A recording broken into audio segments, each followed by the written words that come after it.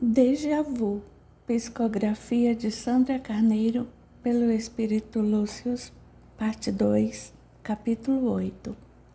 Enquanto engolia seu café quente, quase queimando a boca, Karen ignorava um pensamento que surgia no fundo de sua mente, insistente.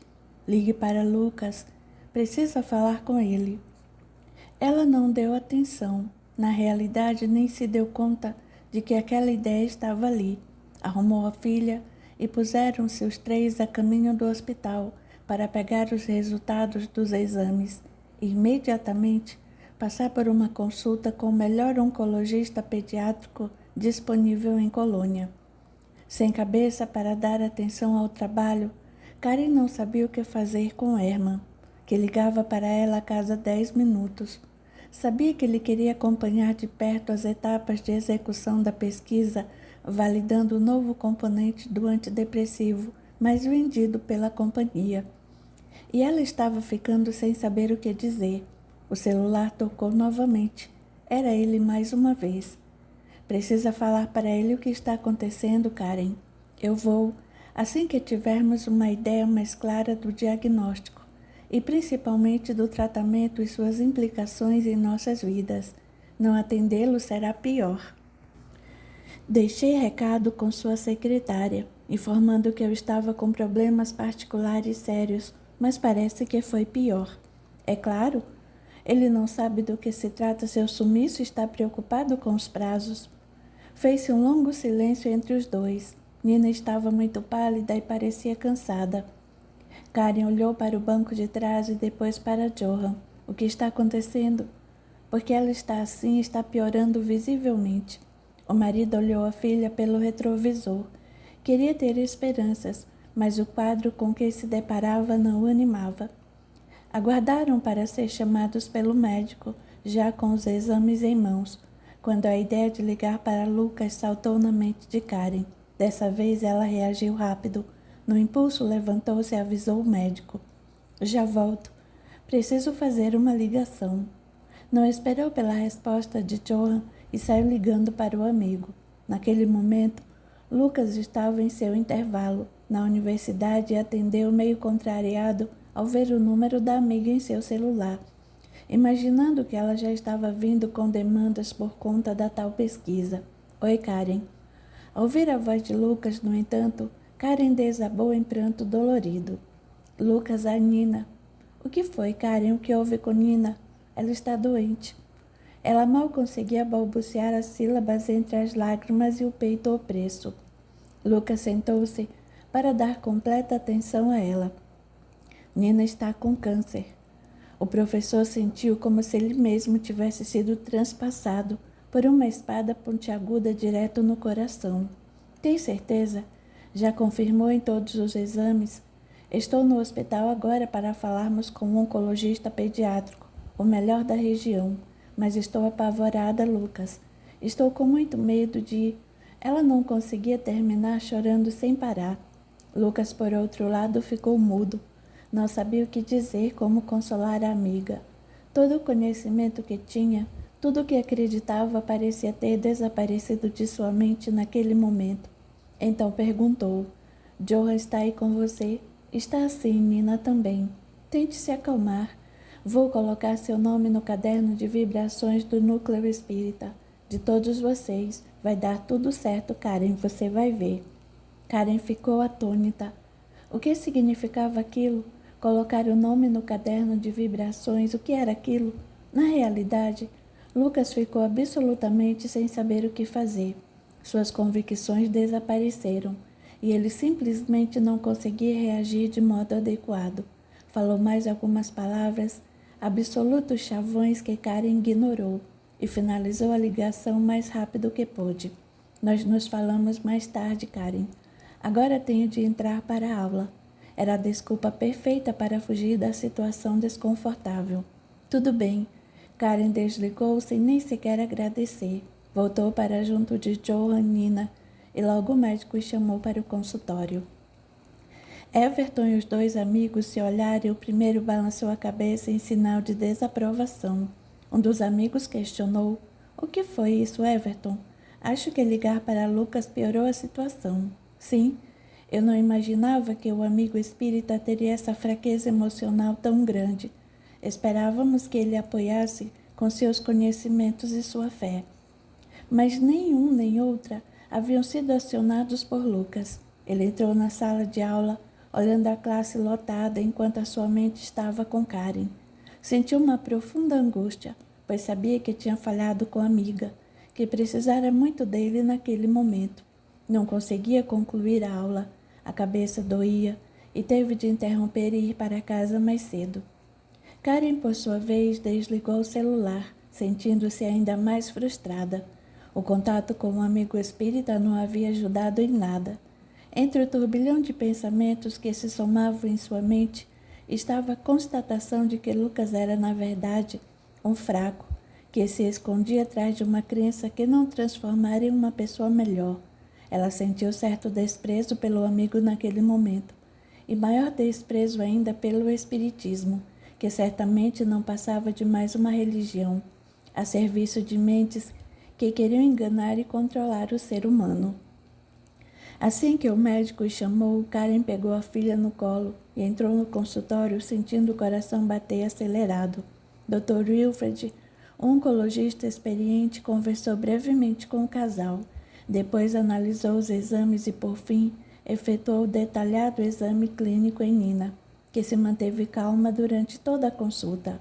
"O que sente, querida? Conte tudo para mim", pediu o médico simpático. "Cansaço", respondeu ela sorrindo. "Quero brincar, mas fico logo cansada e sinto calafrios e tontura." Johan desviou os olhos para não deixar que a filha visse as lágrimas que marejaram seu olhar. Karen, sentindo raiva e mágoa por toda aquela situação, não tirava os olhos do médico. Ao final, ele pediu que uma enfermeira levasse Nina para fazer mais um exame, enquanto ele conversava com os pais. "Nina tem leucemia linfóide aguda, infelizmente com a presença do cromossomo Filadélfia. Indico iniciarmos o tratamento o mais rápido possível, que será feito com quimioterapia e radioterapia, e já indico para ela um transplante de medula assim que for possível. Se tudo correr bem, em aproximadamente 2 meses podemos fazer o transplante. Então seu caso é grave. Infelizmente, trata-se de um tipo bem agressivo de leucemia.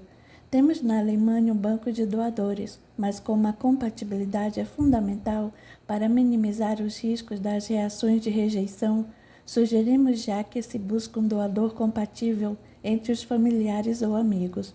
É o melhor a ser feito. Ela tem irmãos? Não, é filha única. Nós não podemos fazer a doação? Os pais não são compatíveis nesses casos. Será preciso procurar um parente próximo, um primo ou outros parentes. Vocês têm parentes próximos a quem recorrer? Eu apenas um tio já bastante idoso. E você, Karen? Investigava um médico visivelmente compenetrado. Minha mãe e minha irmã moram com 2 sobrinhos na Irlanda do Norte. Tem sobrinhos? Sim, um menino e uma menina quase adolescentes. Aconselho então que peça a eles que façam os exames de compatibilidade. Eles teriam de vir até aqui para fazer os testes? Não. Vou fazer as solicitações especificando os objetivos dos exames. Eles farão o exame de sangue normal e o laboratório, a partir de minha solicitação, verificará a compatibilidade. E se algum deles for compatível, quais serão os procedimentos? É perigoso? Quais as chances de dar certo? Tenho o material completo que minha assistente vai entregar a vocês na saída, em que há o detalhamento de todos os procedimentos, cuidados que deverão ter com Nina durante os tratamentos, incluindo os procedimentos de transplante e os riscos envolvidos depois do procedimento, no processo de recuperação, que é indiscutivelmente o mais difícil de todo o tratamento. Mesmo assim, é o mais indicado no caso de Nina. O médico fez uma pausa, depois finalizou. Estatisticamente falando, vocês terão de 7 a 10% de chances de seus sobrinhos serem compatíveis. E no banco de doadores, o percentual diminui ligeiramente, já que na Alemanha temos um bom número de doadores. Então sempre poderemos contar com o banco de doadores? Indico primeiro que se procure um parente para assegurar uma compatibilidade genética maior, mais precisa. Isso contribui demais para não haver rejeição depois do transplante. Claro, Karen baixou a cabeça pensativa. Não tinha um relacionamento muito bom com a mãe, nem com a irmã e os sobrinhos, mas também não era ruim, apenas uma relação sem proximidade. Vamos começar o tratamento imediatamente. O médico fez uma série de prescrições e entregou-as a Karen.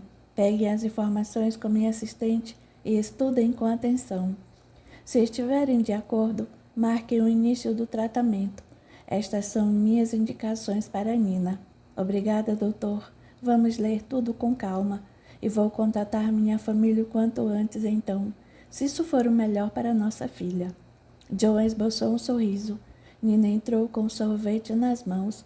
Ela se comportou tão bem, doutor, que ganhou um sorvete. Nina segurava o prêmio orgulhosa e tomou o sorvete até o fim. Enquanto retornavam para casa, o celular de Karen tocou. Era Lucas, tentando um novo contato com a amiga. Assim que viu seu número, ela desligou o aparelho visivelmente irritada. Quem era? Ninguém. Depois de um breve silêncio, ela virou-se para trás e disse à filha: como você está lambuzada de sorvete, vai direto para o banho quando chegarmos. Nina deu um sorriso meigo e balançou a cabeça concordando. Karen sorriu de volta e informou: vou viajar em alguns dias, filha. Você vai ficar com o papai. Precisamos encontrar uma pessoa que vai ajudar a você a ficar boa mais depressa. Nina estava distraída com as manchas de sorvete em sua manga. Karen virou-se e ajeitou-se no banco. Quando pretende viajar? Ainda não sei. Vou precisar resolver algumas pendências importantes no laboratório. Depois quero acompanhar as primeiras sessões de... Karen calou-se por algum tempo. Depois que conseguiu se controlar, prosseguiu. Mas vou ligar assim que chegarmos em casa, para falar com minha mãe e explicar o que está acontecendo por alto. E se elas estiverem dispostas a me ver, vou marcar de encontrá-las. Vou até lá para explicar direito os procedimentos, depois de entender bem do que se trata. Karen passou a mão sobre o calhamaço de papel que havia trazido do consultório, ficando a pensar. Capítulo 9. Mais tarde, Lucas tentou ligar para Karen diversas vezes. Chegou em casa mais cedo, aflito e angustiado. Seu estado de espírito não passou despercebido de Luísa, que na hora do jantar indagou: o que há, querido? Está tenso. Angustiado. O que foi? Lucas compartilhou com a esposa o problema que a amiga alemã estava enfrentando. Nossa, meu Deus, que situação terrível! Mas ela tem muitos recursos por lá para vencer a doença. Sei pouco sobre o assunto, mas parece que as crianças têm mais probabilidades de conseguir se curar do que os adultos. Lucas fitou a esposa a sério e perguntou: será? Mas o medo, a dor e a insegurança são muito grandes. Luísa ficou pensativa, vasculhando com o olhar os menores detalhes do rosto do marido, que ela amava intensamente. Depois comentou: está mal desse jeito por Karen? Ou alguma coisa dentro de você foi balançada com esse fato? Do que está falando agora? Não sei. Diga-me você mesmo. Lucas, que finalizara sua refeição, levantou abruptamente e falou ríspido: não sei do que você está falando. Fiquei triste por Karen, ciente do que ela está prestes a enfrentar. E o que ela vai enfrentar? Você não sabe, não tem ideia? Lucas ficou desconcertado e resmungou: tenho provas para corrigir. Depois conversamos sobre isso. Tudo bem, respondeu. Antes de se afundar nas correções, ajude-me com a louça. Meio a contragosto, Lucas ajudou a esposa a limpar a cozinha e depois foi para o segundo quarto da casa, transformado em home office. Sentou no sofá e tentou novamente ligar para Karen. O desejo de falar com ela era como uma chama consumindo a consciência do professor. Ele tentou várias vezes, mas a ligação sempre caía na caixa postal. Ele deixou várias mensagens pedindo a Karen que ele retornasse. Em seguida, puxou as provas da mala e colocou-as sobre a mesa. Tentou se concentrar, mas a angústia e o desejo ardente de conversar novamente com Karen o impediam. Sentiu vontade de pesquisar sobre o assunto em seu celular, mas não conseguiu. Voltou para as provas e lentamente começou a corrigi-las. Um trabalho que levaria 2 horas tornou-se infindável. Naquela noite, Lucas deitou-se mais tarde do que o habitual. Tentava dormir, mas o sono não vinha. Pensamentos acelerados afloravam em sua mente um após outro. O que estava acontecendo comigo? Por que não conseguir oferecer à amiga palavras de fé e confiança que lhe dessem suporte? Por que no momento que soube do problema que ela estava enfrentando, foi incapaz de ajudá-la? Já ia alta e profunda madrugada, quando Lucas finalmente fora tomada pelos braços de Morfeu. Mateus, seu protetor espiritual, queria ajudá-lo, mas Lucas estava atordoado demais. Quando se desprendeu de seu corpo denso, o amigo espiritual aproximou-se dele e disse: Lucas, meu irmão, não será possível conversarmos neste estado em que se encontra. Colocou-se ao lado de Lucas e, em uma oração em que emanava amor, estendeu seus braços sobre o amigo enquanto orava. Jesus, amigo, querido que cuida de todos nós, peço pelo meu amigo e irmão Lucas. Intercedo por ele para que seja capaz de enfrentar seus medos e vencê-los, convertendo a angústia e a ansiedade em confiança e assim, sendo capaz de e fazendo uso de seus conhecimentos em relação às questões espirituais, ajudar Karen e sua família. Em seguida, aproximou-se da esposa que o fitou e indagou, também desprendida pelo sono do corpo denso. O que está acontecendo com ele? Por que ficou tão transtornado com a situação de Karen? Compreendo que tenha ficado triste, mas parece mesmo que ficou assustado. Ele ficou apavorado, Luísa. Mas por quê? Nosso irmão colocou-se em seu lugar e não encontrou recursos em si para ajudá-la. Como isso é possível? Lucas é espírita há tanto tempo, tem tantos conhecimentos, é um palestrante respeitado. Pois é, minha irmã, ter conhecimento é uma coisa, ter sabedoria é outra.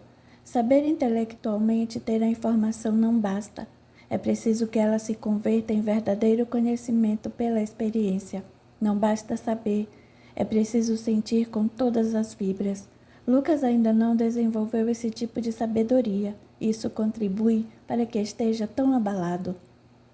Não encontra a certeza em si, nos conhecimentos que tem, não sente confiança em Deus como deveria, e neste momento está em conflito, mas ainda não percebeu. Você precisará ajudá-lo, conscientizando do que se passa consigo. Ele precisa reconhecer seus reais sentimentos e emoções, para que só então, admitindo para si mesmo a verdade, possa lidar com a realidade interior. Neste momento, tudo é como que uma avalanche de pensamentos e sentimentos confusos em nosso irmão. Ele vai precisar de sua ajuda, Luísa. A esposa balançou a cabeça concordando e fitando o marido, cujo corpo sutil debatia-se em visível aflição, e disse: que Jesus me ajude a ser útil. Estaremos em ligação constante para intuí-la, possibilitando que a experiência de Karen possa transformar igualmente a vida de nosso irmão Lucas. Na manhã seguinte, Karen foi a primeira a chegar ao laboratório. Queria deixar tudo organizado, antecipar necessidades para quando tivesse de se ausentar. Dara foi a primeira a aparecer. Bom dia, Karen, como está? Quando Karen ergueu os olhos do computador, a amiga viu que estavam vermelhos e inchados. Nada bem, minha amiga. Dara acomodou-se na cadeira diante da cientista e ficou esperando que ela continuasse. Nina está gravemente doente. Vou ter de me ausentar alguns dias para cuidar dela e resolver umas outras questões pessoais. Antes disso, porém, vou deixar tudo programado e em ordem, para que as pesquisas saiam no prazo correto. O que há com Nina é grave? Karen não respondeu. Não queria repetir mais nenhuma vez a doença da filha. Cada vez que falava em voz alta era como se aquela realidade se concretizasse ainda mais, mas desabou em choro angustiado. É grave, sim, muito. Não foi preciso dizer mais nada. Dara compreendeu e ficou em silêncio até que Karen se acalmasse. A cientista então prosseguiu. Ela vai começar o tratamento e quero acompanhá-la por alguns dias, ver como ela vai reagir. Em seguida, vou fazer uma viagem rápida até a Irlanda do Norte. Preciso que meus sobrinhos façam os exames para identificar uma possível compatibilidade com Nina. para uma doação de medula. A grande custo, Dara conteve a emoção, percebendo que era seríssima a situação. Sem palavras para confortar o coração de Karen, disse apenas: "Conte comigo para o que precisar, qualquer coisa." "Obrigada, Dara, a gente vai se falando." A movimentação começava no laboratório, com as pessoas chegando e tomando seus postos de trabalho. Dara ergueu-se e abraçou a amiga, dizendo: "Conte comigo." Depois, afastou-se devagar, penalizada, sentindo a dor de Karen. Ao sair do escritório, a indiana suspirou fundo, nada de se envolver com a dor dela, e respirou fundo novamente, enquanto caminhava para o seu escritório no mesmo andar onde Karen trabalhava. Entrou, fechou a porta, sentou-se em sua cadeira e ficou pensativa. Que coisa horrível, falou. Pegou um porta-retratos da família que estava em sua gaveta e fitou a figura sorridente do pai. Sabia que ele não estava bem, e uma forte angústia atravessou seu coração. Chega, preciso afastar esse sentimentalismo. Tenho trabalho a fazer e preciso me concentrar nele. Recolocou o porta-retratos de volta à gaveta e abriu o computador, indo direto para as redes sociais. Queria distrair seus pensamentos para ver se esquecia um pouco daquele problema que Karen acabara de compartilhar com ela. A cientista, por sua vez, tentou concentrar-se o máximo que pôde, deixando orientações e tomando providências para que seu trabalho não parasse, mesmo em sua ausência. Era quase o meio do dia quando Johan ligou. "Como está Nina?" "Estou indo para o hospital com ela." "Por quê? O que foi que aconteceu?" "Ela não está bem. Está com muita febre e começou a vomitar." "Liguei para o Dr. Wilfred e ele me aconselhou a iniciarmos o tratamento o mais rápido possível e reforçou a necessidade do transplante para fortalecer o organismo de Nina, já que com a quimio e a rádio, suas células-tronco serão praticamente destruídas." Um desconfortável e interminável silêncio se estabeleceu. Karen sentiu o coração bater descompassado. Sentiu um imenso vazio dominar sua alma. De súbito, tudo que era importante para ela perdeu o sentido. Olhava pelo vidro que separava seu escritório do amplo salão onde os cientistas trabalhavam e pensou que nada mais parecia importar. Por que tudo aquilo? Qual era o sentido de sua vida? Para que nascer e viver e então passar por aquilo? Porque Nina, ainda tão jovem, tinha de enfrentar uma doença maldita como aquela. Em sua angústia, odiou a ideia de um Deus, que para ela definitivamente não existia. Balbuciou entre lágrimas que não conseguia conter. "Quer que eu vá com você?" Seria melhor agilizar seu trabalho para ter condições de ficar ao lado dela e depois fazer sua viagem com essa preocupação a menos. Minha vontade é mandar tudo isso para o inferno. Calma, Karen. Não faça nada que não possa voltar atrás e principalmente que se arrependa mais tarde. A cientista calou-se por alguns minutos, depois perguntou: "Você consegue fazer isso?" "Sim. Faça o que tem de fazer e venha o quanto antes. Espero que ao final do dia estejamos em casa, mas a vou posicionando conforme as coisas forem acontecendo." Karen desligou o celular e ficou olhando para o vazio com o olhar perdido. O aparelho tocou novamente e ela, certa de que era Johan, atendeu sem conferir a procedência da chamada. "Oi, Karen, é Lucas." A voz do amigo do outro lado da linha trouxe Karen de volta para a realidade. E ela respondeu sem nenhum entusiasmo: "Oi, Lucas.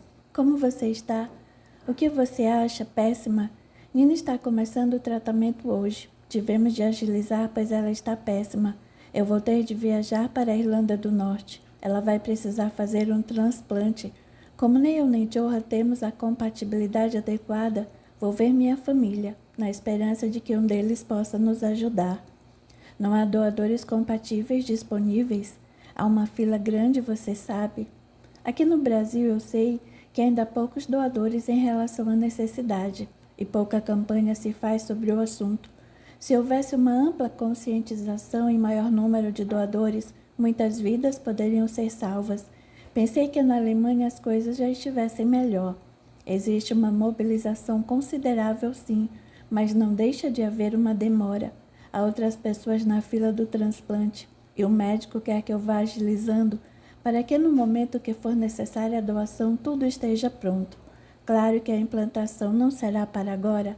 Há um longo tratamento a ser realizado antes, mas com as células disponíveis, quando for necessário, as chances aumentam. Lucas sentiu um nó na garganta e um aperto no peito. As chances de Nina viver, pensou ele. Ficou mudo. Não conseguia articular as palavras. Desejou não ter ligado para Karen e queria desligar ali mesmo, mas não podia. Liguei só para saber. Se precisar de algo, estou por aqui. Vamos continuar vibrando por vocês. Olha aqui, Lucas. Não quero suas vibrações, está bem? Não acredito em nada disso. Eu preciso de apoio, que me digam algo que alivie minha dor, me dê esperança e me ajude a ter forças. Suas palavras não me ajudam em nada. E quer saber de uma coisa? Não precisa ficar ligando, está bem? Agradeço sua atenção, mas no momento eu preciso de respostas, de soluções. Ela fez uma breve pausa, depois finalizou perguntando: Você pode me dizer por que estou passando por isso? Porque Nina, uma criança inocente, está passando por isso? Essa é a resposta que eu preciso. Lucas balbuciou apenas: Sinto muito, Karen. Preciso entrar em aula. Depois nos falamos. E desligou sem esperar pela resposta da amiga. Capítulo 10. Dara ficou trancada em sua sala por todo o restante do dia. Não queria se deparar com Karen novamente. Não sabia o que dizer à amiga, e sua dor a desconfortava. Pensou nos prazos estreitos que tinha para o relançamento do novo remédio, sobre o qual Karen preparava os estudos. Queria ter muito material, informações, resultados de pesquisas, para poder trabalhar e preparar a estratégia de divulgação daquele medicamento, que era um dos carros-chefes da empresa. Como o efeito dos antidepressivos vinham sendo questionados por alguns ativistas, era preciso acalmar-lhe os ânimos o mais rápido possível. Ela estava preocupada com as consequências daquele problema de Karen sobre a qualidade de seu trabalho. Tinham bem pouco tempo e ela se ausentaria. Sentiu raiva da cientista. Sentiu culpa por sentir raiva e, por fim, pensou alto, antes de focar sua atenção em outras coisas. Espero que ela seja profissional e saiba honrar seus compromissos com essa empresa. Abriu o computador e atualizou alguns dados em seu cronograma de lançamento. E, numa mensagem direta, enviou um e-mail para Karen, anexando o cronograma.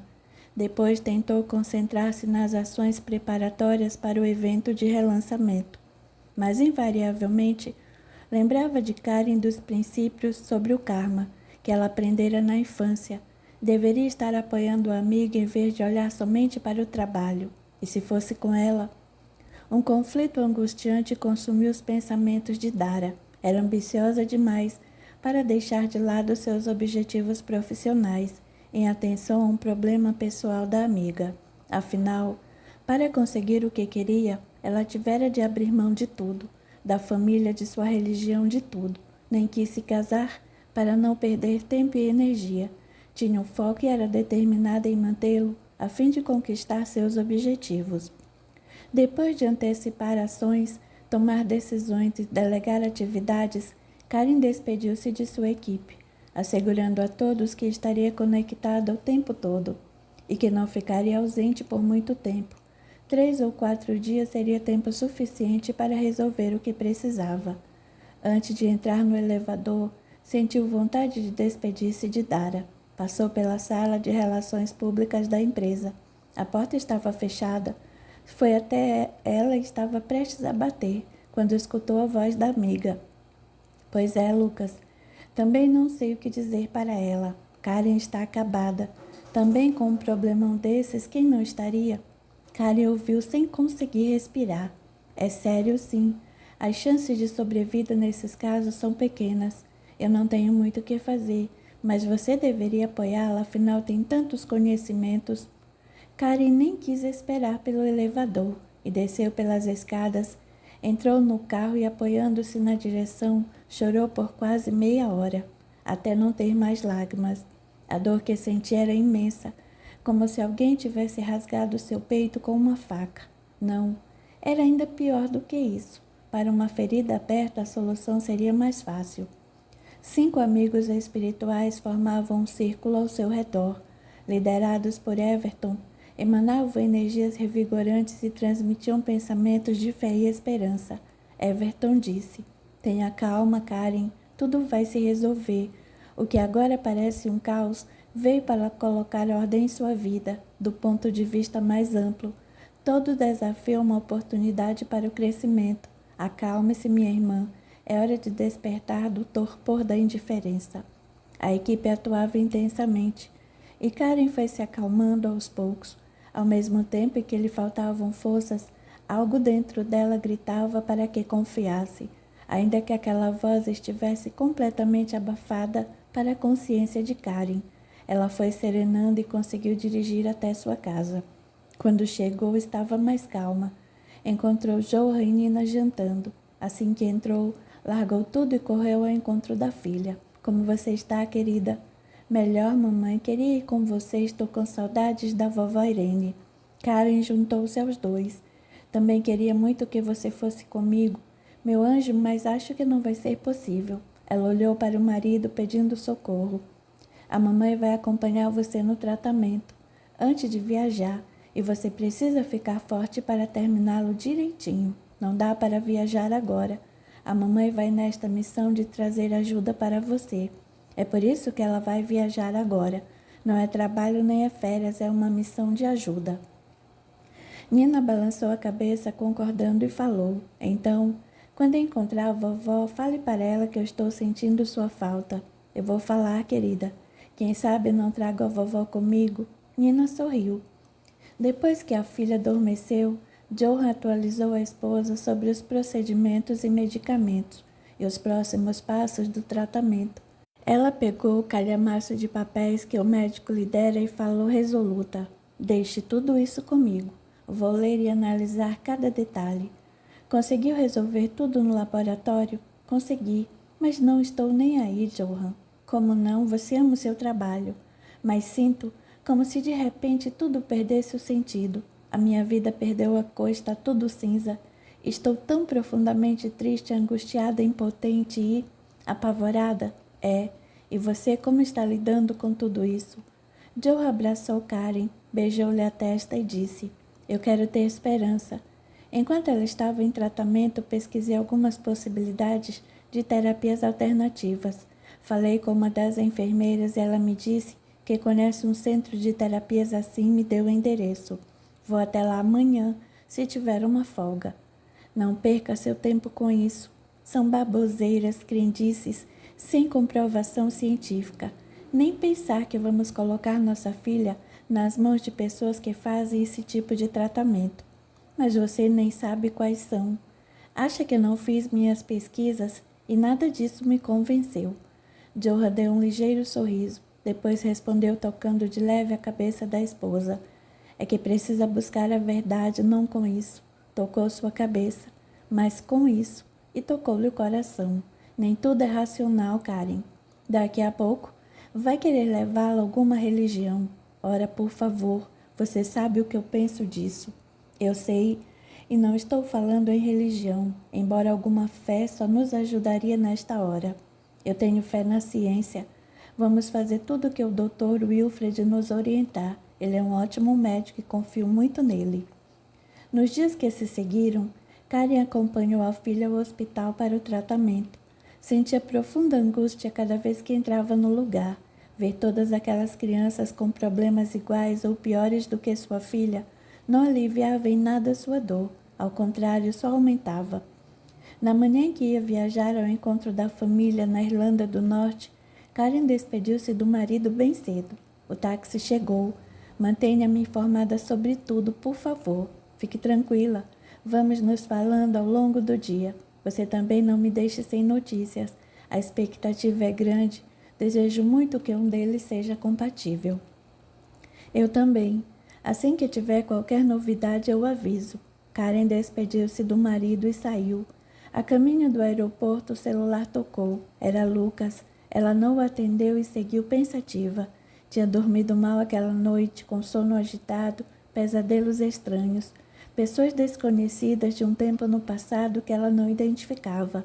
Durante todo o trajeto até o aeroporto, ela foi tentando lembrar-se dos detalhes do sonho. mas eles estavam esmaecidos, quase apagados. Acomodou-se no avião e durante as 8 horas de voo entre Colônia e Belfast, a capital da Irlanda do Norte, tentou dormir. Assim que se acomodou na poltrona, fechou a janela e ingeriu um sedativo. Cochilou algumas vezes, mas sem conseguir dormir profundamente, apesar do imenso cansaço que sentia. Everton, que com sua equipe acompanhava sua protegida de perto, trabalhava ativamente, aplicando-lhe passes magnéticos. Aquela seria a primeira vez que Karen visitava a mãe e a irmã na Irlanda do Norte. Desde que as duas partiram, o contato tornou-se esporádico. Quando o avião aterrissou, Karen despertou e, como os demais passageiros, começou a preparar-se para o desembarque. Triste, abatida e cansada, Karen sentiu uma agitação interior crescente, um desassossego a dominar-lhe, uma ansiedade quase incontrolável. Enquanto caminhava pelo corredor que levava à saída da aeronave, pensava: certamente estou com medo do resultado dos exames e dos desdobramentos desse tratamento e de toda a situação. Ela tentava convencer a si mesma, mas o fato é que aquela seria a primeira vez que ela colocava os pés nas terras em que vivera em outra vida. Do outro lado do Atlântico, Lucas tentava em vão conversar com a amiga. Desligou o celular depois da última tentativa e ficou sentado olhando o aparelho pensativo. Sentia-se profundamente angustiado e abatido. O que estava acontecendo com Karen o afetara de modo intenso, mas ele não compreendia ao certo suas emoções e seus sentimentos. Estaria sofrendo por Nina, por Karen? A verdade é que ele estava sentindo-se aflito por elas, mas havia algo maior, mais intenso, sob os fatos que a amiga enfrentava, que transformavam seu interior, aparentemente bem resolvido, em um mar revolto. Naquele dia, ele saiu mais cedo da faculdade novamente. Como tivesse tarefa na casa espírita à noite, queria descansar antes de iniciar uma nova atividade. Voltou para casa arrastando-se. Assim que o viu entrando, Luísa fitou sorrindo e indagou: Lucas, o que você tem? Está abatido? Percebo que não tem dormido bem à noite. O que o está afligindo? Diga-me para que eu possa ajudá-lo. Ele sorriu, acomodou a mochila com o material da faculdade e as provas dos alunos e falou, procurando disfarçar a sua ansiedade: Fique tranquila, está tudo bem. Então por que está chegando cedo novamente? Foram vários dias assim na semana passada. Não, Lucas, alguma coisa está acontecendo com você. O que é? Estou um pouco cansado e preocupado com Karen. Conseguiu falar com ela? Uma única vez e mesmo assim muito rapidamente. Acho que ela não atende às minhas ligações. E por que ela faria isso? Vocês são tão amigos, sempre falando sobre tudo. Porque ela evitaria justamente no momento como este, em que ela precisa de apoio, de forças. Lucas fechou ainda mais o semblante. As palavras da esposa pareciam alfinetá-lo, expondo a ele próprio tudo o que ele queria deixar longe de sua consciência. Ele respondeu na defensiva: Eu não sei. É uma situação delicada, muito delicada. A menina pode morrer, Luísa. A mulher o fitou nos olhos e falou com suavidade: Mas, Lucas, querido, nada que nos acontece é para o mal. Deus está no controle de tudo e você sabe, a morte não existe. Mas Karen não acredita em nada disso. Por isso, ela precisa de você neste momento, para ajudá-la a compreender, a aceitar e lidar da melhor forma possível com o desafio que está enfrentando. Ela é muito cética, não acredita em nada. Lucas, é ela que não acredita ou é você? O professor fitou a esposa e ergueu-se respondendo: Que pergunta, ora essa? Vou tomar um banho e me preparar para as atividades de hoje à noite. Luísa observou o marido se retirar da sala e ficou pensativa, tentando compreender o que se passava com ele. Durante as tarefas nas quais participava na casa espírita, Lucas estava agitado.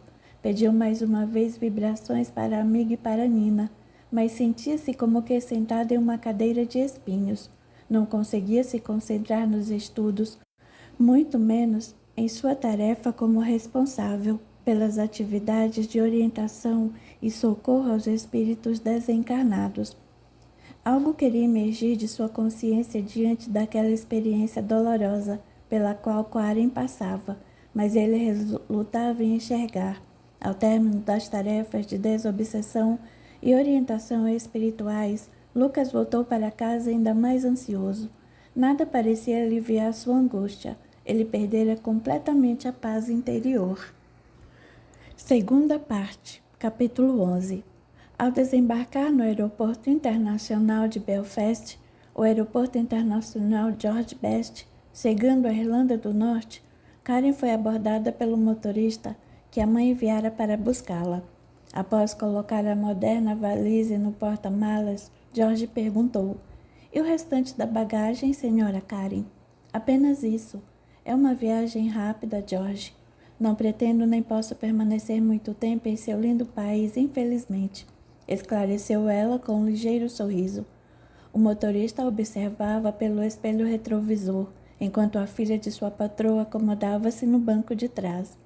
Ele deu a partida e seguiu em direção à linda cidade de Ballycastle, no condado de Antrim, ao norte da ilha da Irlanda, cujo território, assim como a Península Ibérica, dividida por Espanha e Portugal, se divide entre a Irlanda, também conhecida como República da Irlanda ou Eire, e a Irlanda do Norte. "Qual caminho deseja seguir, senhora?" "Pelo mais curto, George, e pelo mais rápido. Pé na tábua, meu velho George." A última coisa com a qual ela estava preocupada naquele momento era com o trajeto. Sentia-se em pleno desassossego, ansiosa por encontrar logo com a mãe e a avó de Nina. "Estou perguntando porque podemos passar por New Deck Regis. A senhora já conhece?" "Já ouvi falar, sim, mas nunca passei por lá.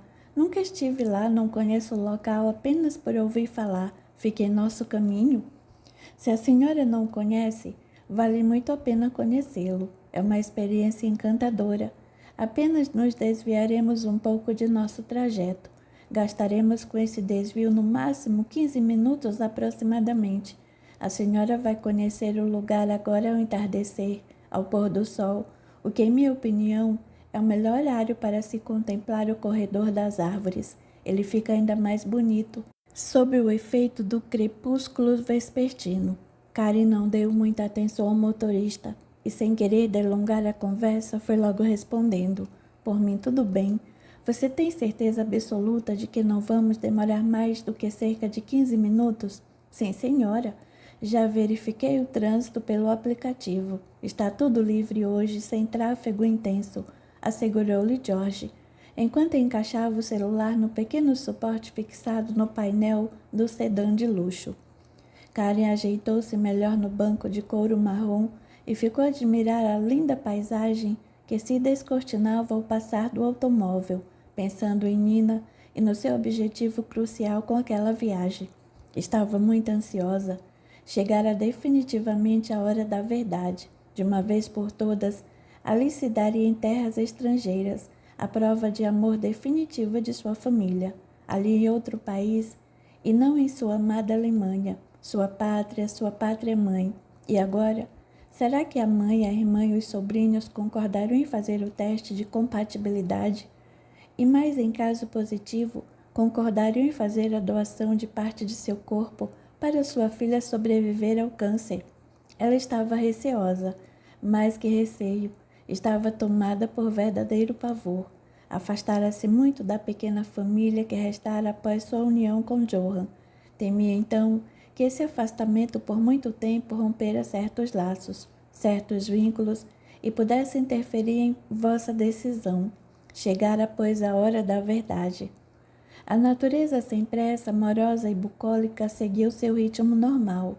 Entardecia ao acaso do sol quando o luxuoso sedã aproximou-se do ponto inicial de um dos nichos turísticos mais conhecidos da Irlanda do Norte. George virou-se para sua passageira e avisou: "Aqui se inicia o famoso corredor das árvores." Karen, que estava completamente distraída devagar, teve sua atenção de súbito voltada para as enormes árvores, espécies de faias, plantadas de forma enfileirada, dos dois lados da estrada, formando um enorme e belíssimo caminho, um corredor natural de árvores cujas copas, em virtude de seu porte, bloqueiam a luz solar. A beleza desse túnel fascinou Karen no mesmo instante em que ela se viu por ele envolvida. Enquanto o carro adentrava o extenso caminho a perder de vista, ela começou a passar por uma estranha sensação. Everton e sua equipe espiritual seguiam ao seu lado e trabalhavam ativamente, magnetizando a parte do corpo espiritual em que ficam armazenadas nossas lembranças de outras vidas, com o objetivo de lhe despertar as memórias de uma de suas encarnações anteriores. Ela então passa a sentir súbita tontura, sendo tomada de assalto por certo estado de vertigem, e ao fitar as verdejantes campinas tingidas pelo amarelado opaco do sol que jazia no horizonte distante, começam a surgir em sua mente imagens nítidas e claras, como se fossem lembranças. Um homem alto, jovem, com seus 30 e poucos anos ao seu lado, uma mulher contemplando orgulhosa o trabalho de muitos lavradores a plantar pequenas mudas de faias ao longo de toda aquela estrada. De repente, Karen soube com toda nitidez aonde aquela estrada levaria, ao suntuoso solar que surgiria ao final daquele caminho. Ela sabia inclusive o nome do imenso solar, Grace Hill. Assim que visualizou o solar em sua mente, surgiu-lhe o charmoso hall de entrada, as espaçosas salas do andar de baixo, a sala de estar, a sala de jantar, a biblioteca, o gabinete, a escadaria que levava aos quartos no andar de cima. Momentos depois, surgiu-lhe os lindos jardins que adornavam as cercanias da propriedade. Ela reconhecia cada detalhe do solar, como se já o conhecesse havia muito tempo. As cenas invadiam sua mente e desapareciam. A sensação que tinha era de que já estivera naquele lugar antes, e as imagens brotavam completamente carregadas de emoção. Junto com o casal, ela via crianças correndo, traquinas perturbando os homens que trabalhavam com afinco no plantio das árvores, como se tivessem urgência em findar a semeadura. O casal parecia apaixonado, sim, com efeito estavam apaixonados, e ela então, vez por outra, ralhava com as crianças, mas um tanto complacente, a sorrir com suavidade, mãe e esposa feliz que era. O coração de Karen disparou. O que seria aquilo? Que imagens eram aquelas? E essa sensação de já ter passado por aquela estrada muitas vezes antes, de que tudo ao seu redor era absolutamente familiar. O que estava acontecendo? Respirou profundamente, tentando recobrar o controle mental. Pensou de imediato consigo mesmo que aquilo era um déjà vu, uma falha em seu cérebro que a fazia ter aquela sensação de já ter estado ali antes. Mas e as imagens a que assistia? E os detalhes do solar? Por favor, George, diga-me, onde esta estrada segue? Onde termina este corredor de árvores? George olhou Karen pelo retrovisor ao responder. Ela torcia para que ele desse outra resposta, diferente da que ela já esperava. Como ela poderia saber onde a estrada levaria? Nunca estivera naquele lugar antes e não sabia nada sobre aquele ponto turístico da Irlanda do Norte. Dark Hedges termina em Grace Hill, o solar que pertenceu à família Stuart, e hoje é sede de um belo campo de golfe. Gostaria de parar lá um pouco. É um lugar muito bonito. Não, não, respondeu Karen apavorada, ligeiramente e com a voz alta. Estou com pressa. Agradeço sua gentileza, meu caro, mas preciso resolver logo o que me trouxe até aqui e voltar o mais depressa possível. Infelizmente, esta não é uma viagem de entretenimento, entende? Encostou-se no banco e respirou fundo novamente, tentando se acalmar. O motorista de imediato percebeu a perturbação de sua passageira. A sensação pela qual passava não cessara. A cada trecho da estrada, novas imagens afluíam da memória profunda da cientista, e as lembranças emergiam sucessivamente. Doces emoções. Karen sentia saudade daquelas pessoas, como se as conhecesse muito de perto. Não se preocupe, senhora. Vamos passar pelo portão, mas não entraremos. Se a senhora está com pressa, mas insisto, é uma pena. Grace Hill é um lugar lindo, tão mágico quanto esta estrada. E por que acha esta estrada mágica? Não somente eu, senhora. Muitos turistas do mundo inteiro acham-na magnífica e encantada, misteriosa na verdade. Misteriosa, sim. Toda a história envolvendo o caminho das árvores, a família Stuart e o fantasma que assombra o lugar. Fantasma? Indagou Karen incrédula. Sim, senhora. As pessoas vêm aqui acreditando nessas bobagens. George a fitou sério e sorriu. É, e muitas delas já viram a aparição a flutuar por Dark Hedges. Karen sentiu um calafrio a percorrer-lhe o corpo e emudeceu desconcertada pelas próprias emoções. George fez questão de reforçar. Eu mesmo já vi. Karen fitou o motorista descrente e manteve-se calada. Depois de mais alguns minutos, o carro atingiu o final da estrada e o solar apontou ao longe. Ao ver o topo do telhado, Karen gelou reconhecendo sua arquitetura. No entanto, argumentou de imediato em pensamento consigo mesma que aquilo tinha uma explicação lógica e plausível. Sem parar, George virou à direita, tomando a estrada que os levaria a Ballycastle. Grace Hill foi ficando para trás. Karen não conseguiu se conter e virou-se algumas vezes, insistindo em ver o solar que se distanciava mais e mais. Em quanto tempo chegaremos, George? Em 15 minutos, senhora. É perto, muito perto. Karen seguiu o restante do trajeto em silêncio.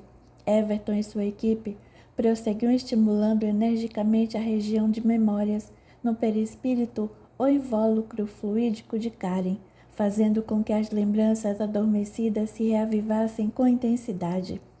E por mais esforço que ela fizesse para conter aquela avalanche de emoções, não conseguia cessá-la, não sabia como fazer e seguiu visivelmente alterada até o endereço de sua mãe. Quando o carro estacionou diante de uma linda casa ornamentada de flores por todos os lados, o olhar de Karen estava perdido. Ela lutava inconscientemente, negava fortemente a realidade interior que brotava, e estava exausta por isso. A mãe apareceu à porta e desceu sorrindo.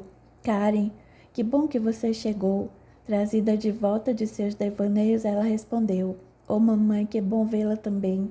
Irene abraçou a filha sem cerimônias. Estou feliz que tenha vindo, filha, e quero lhe garantir que estou totalmente disposta a fazer o que for necessário para ajudar. Já ciente do problema da neta, ela emendou. Imagino que eu, sua irmã e as crianças temos de fazer um teste de compatibilidade. Estamos nos organizando para ir a Belfast. É lá que faremos os exames. Karen fitava a mãe e sorria. Não precisou dizer nada. Irene antecipou-se, evitando o constrangimento da filha. Karen havia se distanciado dela em decorrência das escolhas que fizera com relação ao tratamento do marido, optando por uma linha alternativa que no final não resolveram. Ele foi vencido pela doença. Irene não guardava ressentimentos. Ela amava e compreendia a filha. Venha, vamos entrando. George levará sua bagagem até seu quarto. Não precisa, é tão pequena. Não importa. Ele vai levá-la para você. Vamos, entre, você deve estar exausta. Por mais que o encontro com a mãe tirasse a atenção de Karen da experiência que acabara de vivenciar, ao menor silêncio, as imagens voltavam à sua mente, como uma verdadeira obsessão. Irene notou que a filha estava trêmula e, com as mãos geladas, segurou-as com força e falou: Vai dar tudo certo, filha, você vai ver. Como pode saber, mãe? Karen mal conseguia terminar a frase e desabou em angustiante choro. Irene a abraçou e não disse nada, apenas acolheu-a com enorme carinho e, contendo as próprias lágrimas, envolveu-a em intenso amor. Irene acompanhou a filha e a fez sentar-se em uma confortável poltrona, próxima à janela, de onde se podia ver o jardim todo colorido por sua profusão de flores e plantas. Era uma visão agradável e encantadora. Borboletas sobrevoavam as flores mais coloridas, buscando seu néctar, e eram flores em abundância. A mãe preparou um chá e ofereceu à filha, que, já se sentindo bem acolhida e confortável, observava absorto o belo jardim inspirador, e assim Karen foi aos poucos se acalmando. Obrigada, mãe, já estou me sentindo melhor. Irene sorriu e propôs o assunto que a trouxe até sua presença, após tanto tempo. Quer me contar agora o que está acontecendo ou prefere descansar um pouco? Não tenho muito tempo, mãe. Na realidade, Nina não tem. As lágrimas voltaram-lhe aos olhos, mas ela esforçou-se por manter o controle e prosseguiu. Ela vai precisar fazer um transplante de medula. E o pior que, em seu caso, o tratamento com quimio e radioterapia é muito agressivo. Ela precisa do transplante para renovar suas células de defesa. Sei que você não gosta muito da medicina convencional, que prefere as terapias alternativas. Nada disso, Karen. Eu acho que se é necessário o transplante, vamos fazer isso. Farei tudo o que eu puder por minha neta. Acho que as terapias alternativas podem contribuir a atuar como adjuvante no tratamento. Só não escondo minha opinião de que algumas soluções convencionais atendem mais aos interesses da poderosa indústria farmacêutica do que... Irene calou-se, lembrando que sua filha era uma cientista do segmento farmacêutico. Pode falar francamente, mãe. Eu sei que você acredita nessa baboseira de teoria da conspiração da indústria. Eu sei disso. Deixemos esse assunto para lá. Já nos desentendemos o suficiente por conta disso. Claro, você deixou meu pai.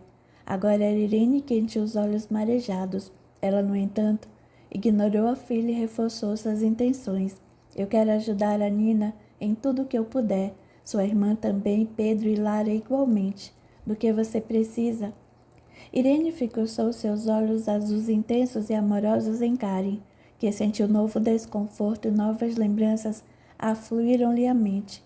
Ela tentava se concentrar para poder explicar em detalhes à mãe o processo, mas fez isso com muita dificuldade, o que Irene notou. Podemos ir amanhã cedo para Belfast ou preferir hoje mesmo?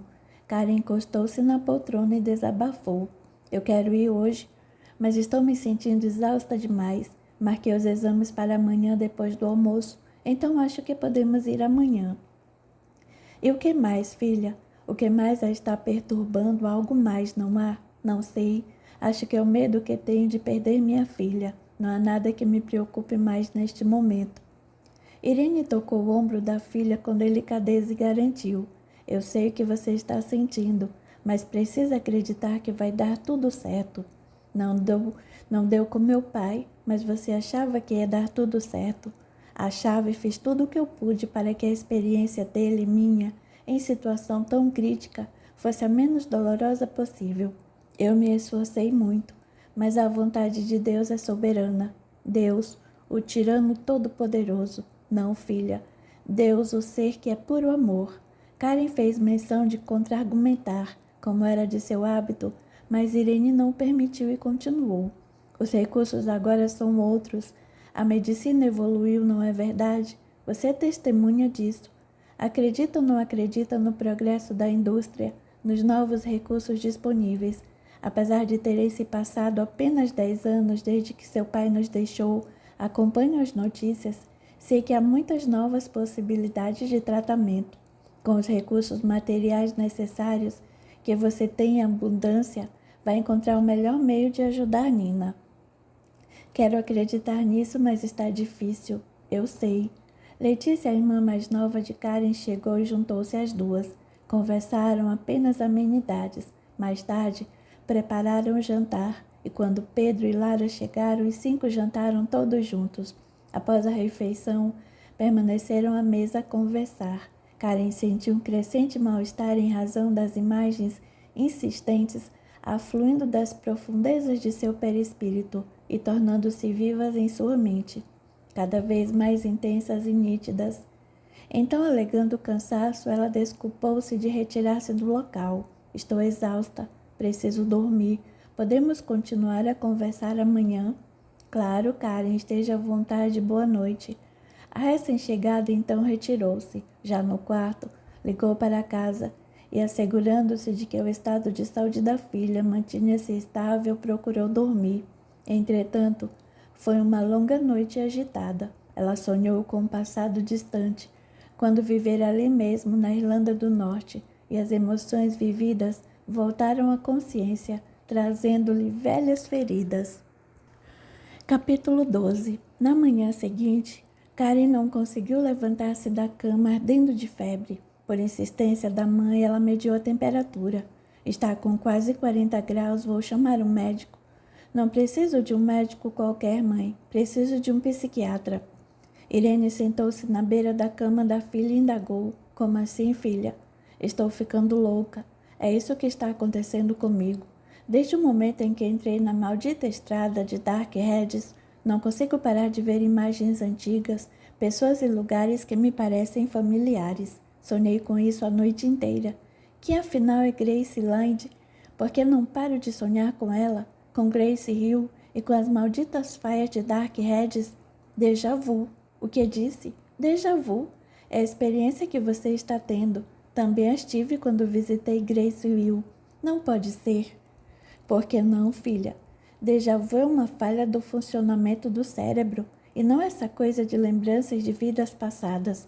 Está enganada, minha filha. Pode até haver algum tipo de déjà vu que decorra de uma falha bioquímica, mas existe outro, quando lembranças do passado afluem de nossa memória profunda por alguma razão. Não é possível. Sim, Karen, é possível. Eu vivi essa experiência. Se você permitir, sei de alguém que poderá ajudá-la. Karen manteve-se atenta. Queria livrar-se daquelas sensações angustiantes, das lembranças que agora dominavam sua mente, mesmo quando acordada, e rendeu-se. Quem é? Um psiquiatra aqui da cidade mesmo me ajudou muito quando passei por isso. Ele é também psicanalista, adota a linha de psicoterapia junguiana e dedica-se a estudar esses fenômenos. E como ele faz isso? Ajudando-nos a lembrar de tudo que vier à tona de modo organizado, a tornar consciente aquilo que está em nosso inconsciente. Isso traz paz, mesmo quando as lembranças nos fazem sofrer. Se o Dick, a barreira do esquecimento foi rompida, deve haver um motivo. Karen deu um suspiro profundo. Não consigo acreditar em nada disso. Parecem-me fantasias, mas sinto que não tenho escolha. Vamos fazer o seguinte, Karen. Eu e sua irmã vamos a Belfast com as crianças para fazer os testes. Você não precisa nos acompanhar, fique aqui. Vou ver se ele pode atendê-la em caráter de urgência aqui em casa ainda hoje. Ele vai cuidar de você e ao final do dia, quem sabe estará se sentindo melhor. Afinal, precisa de toda a sua força física e lucidez para apoiar sua filha. O que custa tentar, Karen? É contra tudo o que eu acredito. Vai ver que por isso nem funcione. Não tem nada a ver com suas crenças, filha. Tem mais a ver com sua necessidade. Como assim? Deixe-me chamá-lo. Converse com ele se não gostar ou não se sentir bem, encerre a consulta. Mas ao menos tente. Você lhe disse e as crianças vão sem mim? Sim, sua presença conosco é desnecessária. Não está tudo confirmado para a realização dos exames? Sim, tudo agendado e pago. Nenhuma pendência, somente a ansiedade pelos resultados. Então me diga o que fazer e tomarei as providências.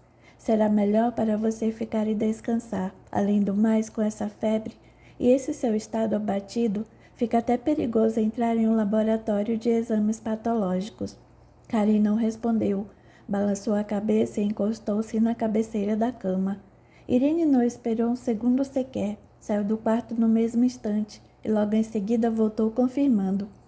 Ele virá em 1 hora, está livre hoje. A propósito, ele me disse que por alguma razão que ele já não mais questiona nem procura saber por quê. Ontem desmarcou todos os compromissos que tinha para hoje e deixou o dia livre. Era sua consulta que precisava ocorrer, Karen. Tudo o que está acontecendo é algo importante para você. Espero que esteja certa, mãe. Sinceramente espero.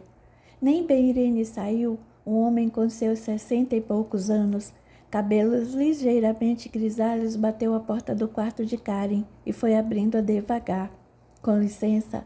Olá, Karen, sou Lyon, o médico indicado por sua mãe. Entre, doutor, sente-se. Desculpe-me desse meu estado. Estou com uma febre muito alta e um terrível mal-estar.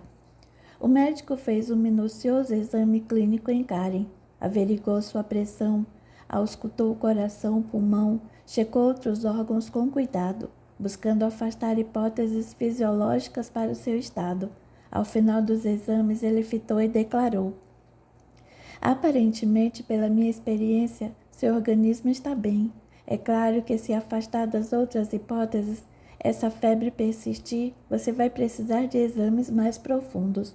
Mas sua mãe me disse que está você sendo assolada por lembranças que não sabe de onde vêm. Sim, doutor. Essas imagens que aparecem sem cessar em minha mente estão me perturbando demais. E por quê? O que você sente quando as vê? As emoções são confusas. Elas me invadem, me dominam e não consigo me controlar ou equilibrar. Então, quero que você confie em mim, Karen. Deite-se e fique o mais confortável que puder. Vamos ver se são mesmo lembranças ou outra coisa. Vou ajudá-la a descobrir, tudo bem?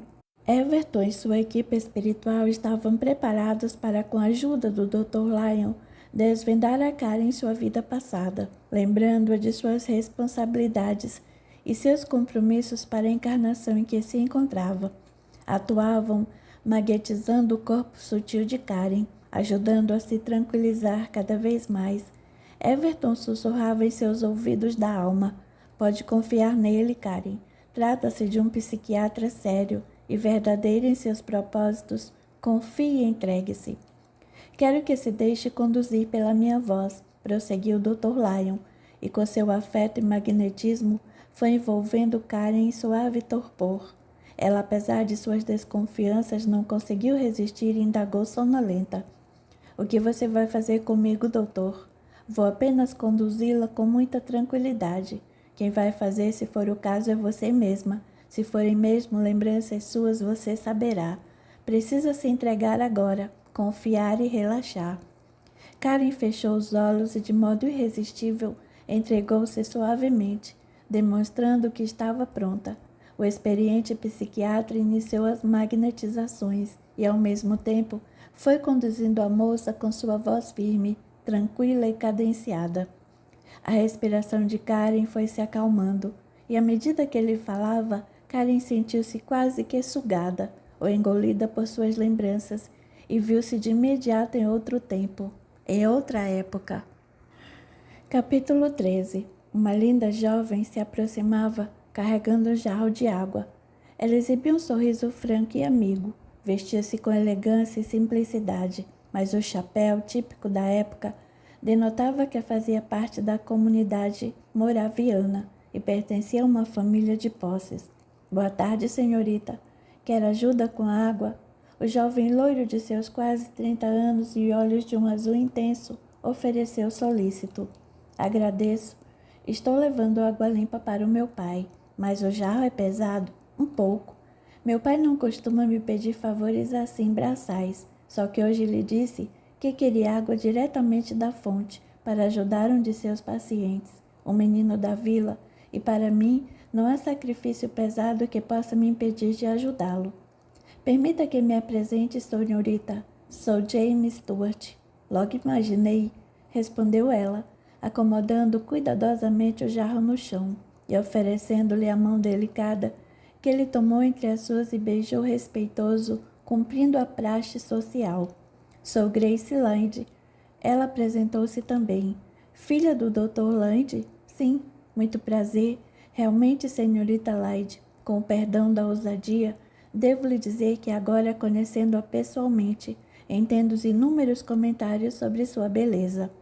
Grace ficou rubra, e ele prosseguiu sem esperar pela resposta da jovem, tomando o jarro de barro pesado nas mãos e a advertindo. Nem adianta tentar me impedir. Vou ajudá-la a levar o jarro e pronto. Está decidido. Ele, puxando o cavalo pela rédea sem qualquer esforço, carregou o jarro até a porta de uma construção simples, na vila, próxima à igreja morável onde o médico atendia. Muito obrigada por sua ajuda, Sr. Stewart. Ela agradeceu sorrindo, mas veja, o senhor sujou toda a sua roupa. Ele pôs o jarro no chão e passou a limpar suas vestes, tirando as folhas secas e os pequenos galhos. São somente folhas, senhorita.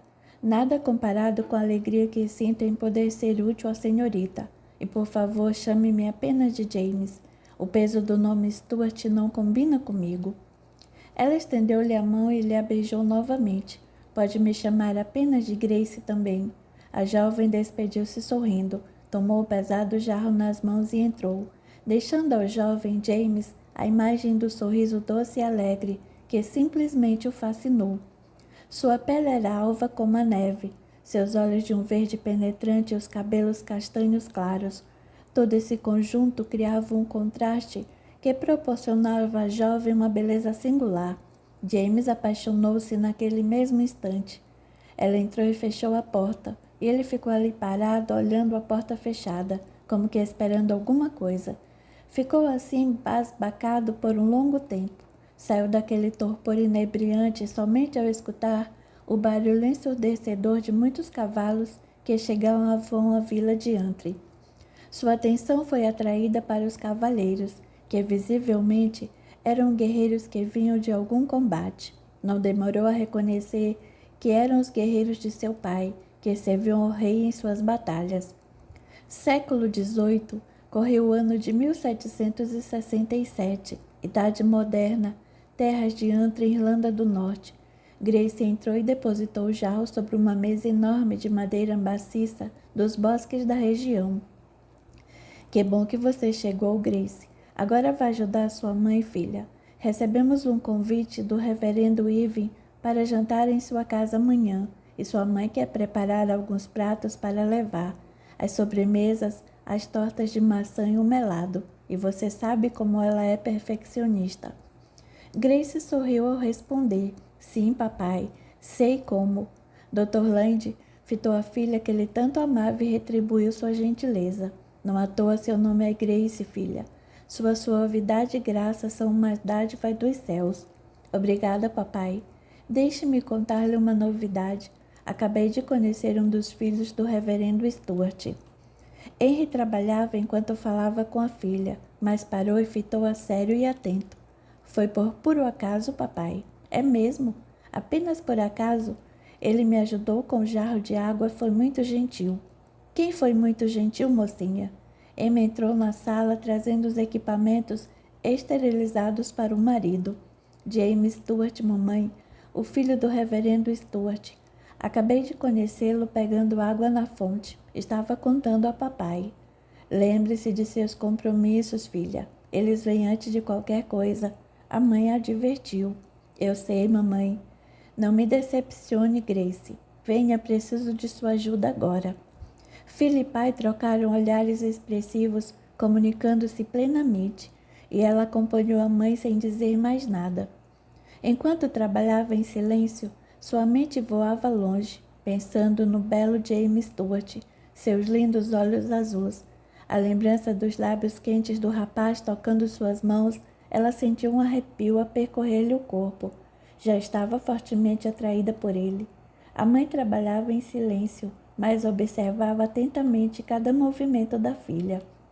Quero que se concentre no que está fazendo, Grace, ralhou ela, ao notar a filha totalmente distante, muito embora ela trabalhasse em perfeita harmonia com a mãe, atendendo-lhe às orientações para a produção das tradicionais tortas da região, que iria levar para o jantar dos Stuart. Sua desatenção perturbava a mãe. Estou fazendo algo errado, mamãe.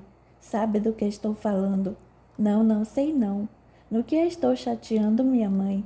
Está distante. Deve estar pensando no jovem Stuart.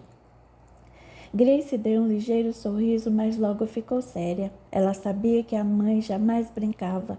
Emma concentrou-se por algum tempo no que fazia. Depois, finalizando a preparação de mais uma fornada de tortas, sentou-se perto da filha, consertou-lhe a já perfeita posição do chapéu e falou em voz pausada.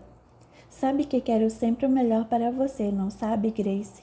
A jovem concordou, meneando a cabeça, e Emma prosseguiu, pois então, trate de tirar qualquer distração de sua mente. Você vai se preparar para se casar com o príncipe da Bavária. Você será uma princesa, Grace. Mas, mamãe, o príncipe nem sabe que eu existo. Como vamos nos aproximar dele? Sua tia me prometeu que vai encontrar um modo de nos apresentar a ele. Vivemos tão longe. Como isso poderia ser possível, minha mãe? Não sei, minha filha, mas quero que você tenha um futuro maravilhoso. A jovem sentou-se ao lado de Emma, pousou sua mão sobre as da mãe e falou-lhe com doçura. Meu futuro será maravilhoso, minha mãe, pois farei com que seja, independentemente de como se estabelecer. Eu quero ser feliz, mamãe, e serei. Emma desvencilhou-se das mãos da filha de supetão, ergueu-se irritada e falou: Você é uma menina sonhadora como seu pai. Precisa ser realista, Grace. Esta é uma terra de homens desumanos, desleais e brutos. Você precisa se proteger, cuidar do seu futuro, pensar e planejar cada passo. Não pode deixar assim ao acaso que virá. Mas, mamãe, Deus está no controle, não é mesmo? Grace. Sim, Deus está no controle, mas temos de fazer nossa parte. Eu sei melhor do que você o que é preciso para ser feliz. Emma fez uma longa pausa, terminou de colocar todas as tortas no forno a lenha. Em seguida virou-se para a filha, limpando a farinha do rosto e determinou: Sem distrações, minha filha. Você sabe a que me refiro. Nada menos do que o melhor. É isso que deve desejar. Eu só quero ser feliz. Você não sabe ainda o que é de fato felicidade. Então vai me obedecer e aceitar o que eu digo.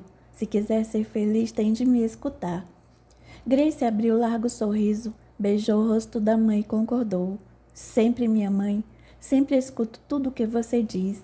Grace ergueu-se e começou a limpar a cozinha, deixando tudo em ordem. Emma não teve mais o que dizer e, querendo sempre ter a última palavra, falou uma vez mais. Limpe tudo, deixando a cozinha em ordem. Assim que as tortas estiverem prontas, tire-as do forno. Vou cuidar das roupas e conversar com seu pai sobre o jantar. Precisamos ter uma estratégia para que os Stuart não nos passem a perna. Mãe, o que foi? Por que acha que eles fariam isso?